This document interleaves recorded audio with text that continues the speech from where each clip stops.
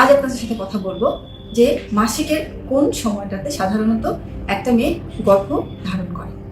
একজন মেয়ের দুইটা ডিম্বাশয় থাকে এবং সেই ডিম্বাশয় থেকে প্রতি মাসে একটি করে করে ডিম আসে এবং সেই ডিম আসার জন্যই কিছু শারীরিক পরিবর্তন হয়, হরমোনাল পরিবর্তন হয় এবং এই পরিবর্তনের জন্য একসময় মাসিক হয়।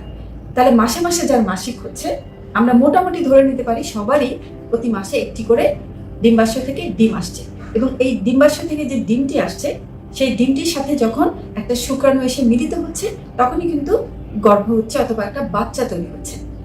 এখন এই ডিম্বাশয় থেকে যে ডিমটি আসছে সেটাও কিন্তু একটা অল্প সময় বেঁচে থাকছে অথবা অ্যাক্টিভ থাকছে যেটাকে বলি।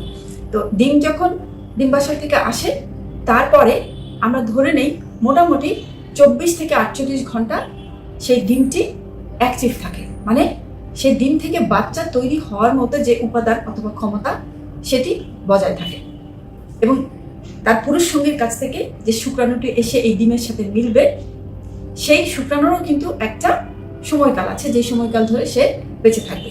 এই শুক্রাণু সাধারণত 48 থেকে 72 ঘন্টা পর্যন্ত বেঁচে থাকতে পারে এবং এরপরে কিন্তু শুক্রাণু এবং ডিম্বাণু মিললে বাচ্চা তৈরি হবে না।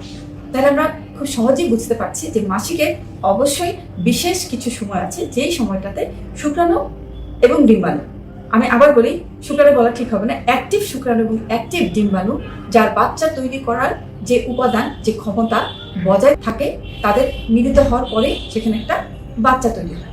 তাহলে সাধারণ আমরা যারা ডাক্তার না বোঝার জন্য আমি বলছি, একটা মেয়ের মাসিকের যে লম্বা যে সময়টা সাধারণত আমরা বলি 28 থেকে 35 দিন পর্যন্ত হতে পারে। যার মাসিক নিয়মিত হয় সে কিন্তু খুব সহজেই গুনে গুনে বলে দিতে পারে যে তার পরবর্তী মাসে মাসিক কখন হবে। এখন আমাদের স্মার্টফোন আছে সবার হাতে, আমরা কিন্তু স্মার্টফোনের মধ্যে আমাদের মাসিকের যে ক্যালেন্ডার সেটা মেনটেন করতে পারি।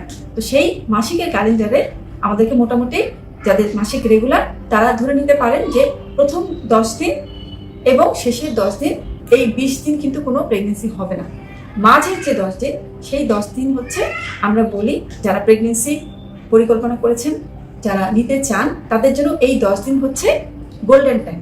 আমরা বলি মাসিকের 10তম থেকে 20তম দিন, মানে যেই দিন মেয়েটার মাসিক হবে সেই দিনটাকে আমরা মাসিকের প্রথম দিন হিসাবে হিসাব করব।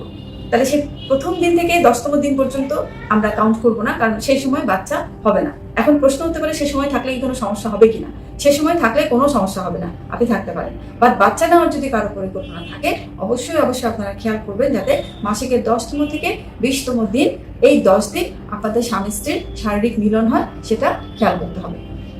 তো সাধারণত আমাদের ডাক্তারি ভাষায় অথবা আমাদের মেডিকেল সায়েন্সে কোনো দম্পতি যদি এইভাবে থেকে 1 বছরের মধ্যে সন্তান ধারণ করতে না পারেন সেক্ষেত্রে আমরা বলি অবশ্যই ডাক্তারের শরণাপন্ন হওয়ার জন্য, কারণ তখন আমরা কিছু পরীক্ষা নিরীক্ষা করে জানতে চাই, বুঝতে চাই যে সেই মেয়েটির গর্ভধারণে কোনো সমস্যা আছে কিনা এবং তার যে পার্টনার অথবা তার যে হাজবেন্ড তার মধ্যে কোনো সমস্যা আছে কিনা।